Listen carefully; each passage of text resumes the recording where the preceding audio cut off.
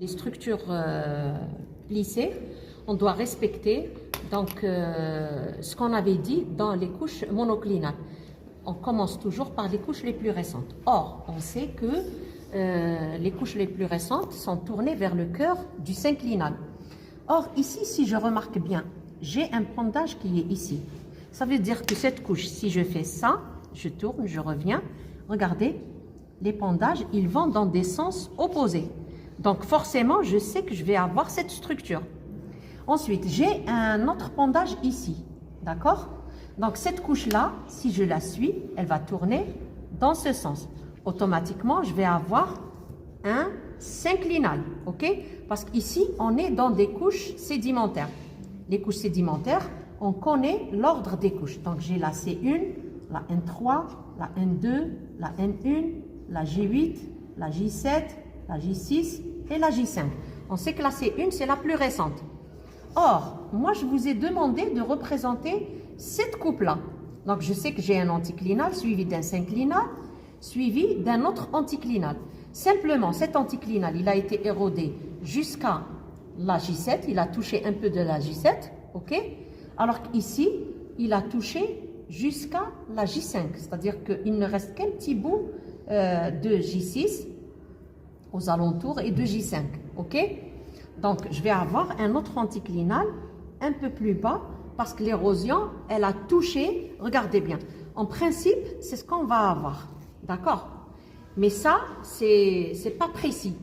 Donc, qu'est-ce que je vais faire? Je vais prendre mon papier millimétré. Si vous avez remarqué, ici, on n'a pas de courbe de niveau. Du coup, je vais considérer la surface plane. J'ai une surface plane. Je ne me casse pas la tête à représenter un profil topographique. De nouveau, d'accord? Je vais, donc, la première des choses, projeter toutes mes limites des couches. Donc, toutes ces limites des couches, je vais les projeter sur mon papier millimétré. Une fois que je les ai projetées, j'aurai préparé mon petit rectangle de lithostratigraphique, parce qu'il va me servir pour pouvoir représenter mes couches. Regardez bien, je vous ai demandé de représenter cette coupe-là, alors qu'elle passe par N3. Si cette coupe-là était là, j'aurais représenté la C1, d'accord? Ici, là où je vous ai demandé de représenter, on est ici. Et ici, si vous remarquez, la C1 a disparu. Oui. Ouais. Il me reste un petit bout de N3. D'accord? Donc, comme c'est un synclinal, ma coupe géologique, je vais la commencer à ce niveau-là, à partir du synclinal, parce que c'est les couches les plus récentes. Ok? C'est juste pour vous montrer. Est-ce que je pourrais vous montrer correctement? Bien.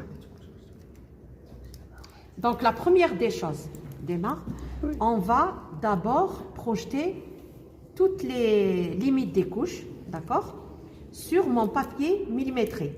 Or, on a dit que sur le papier millimétré, je considère que ma surface est plane. Donc, qu'est-ce que je vais faire en haut? Je vais écrire N3, N2, N2, N1, N1. C'est pour ne pas me perdre, pour me retrouver J8, J7. Je vais travailler juste cette partie, ensuite vous faites la même chose de ce côté-là. J8, N1 qui revient, N2, N3. Vous voyez, il y a un bout de N3 par là.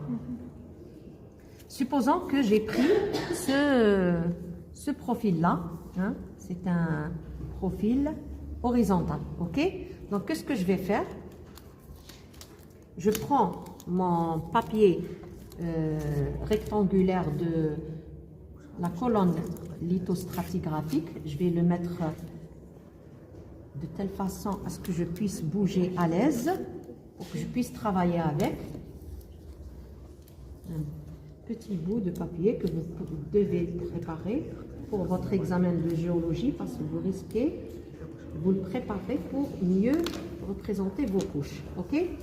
Donc, je repositionne mon profil.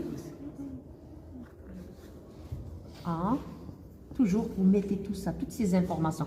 Ça va vous faciliter la tâche. Donc, je vais encore projeter sur mon profil horizontal ma limite N3,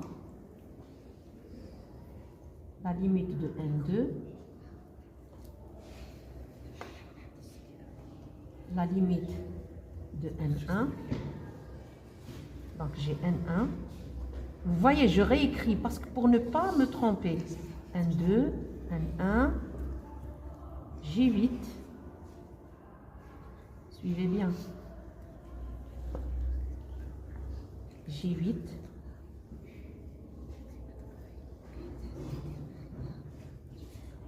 N1. Il faut respecter, ça c'est la largeur d'affleurement.